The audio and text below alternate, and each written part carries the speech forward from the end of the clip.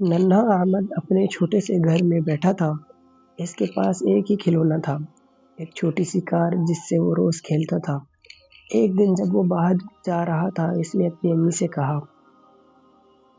احمد، امی میں مسجد جا رہا ہوں۔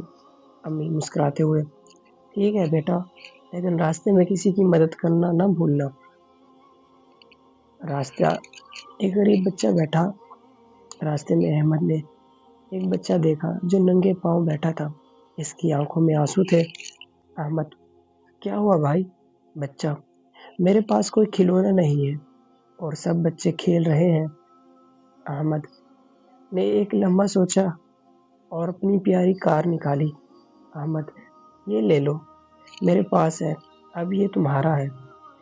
بچہ خوش ہو کر، شکریہ، تم بہت اچھے ہو۔ رات کو احمد کا خواب۔ اسی رات احمد نے خواب میں دیکھا، آسمان سے روشنی اتری اور ایک فرشتہ آیا۔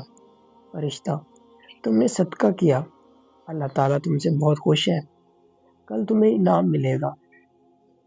اگلی صبح جب احمد اٹھا، امی نے آواز دی، امی، بیٹا دیکھو کیا آیا ہے۔ دروازے پر ایک بڑا تحفہ رکھا تھا جس میں نئی کار، کپڑے اور کتابیں تھیں، ساتھ ہی ایک چھوٹی تھی۔ یہ انعام ہے ایک ایسے بچے کے لیے جس نے اللہ کے لیے قربانی دی۔ سبق: صدقہ صرف مال دینا نہیں، دل سے دینا ہوتا ہے۔ جو اللہ کے لیے دیتا ہے وہ خالی ہاتھ نہیں رہتا۔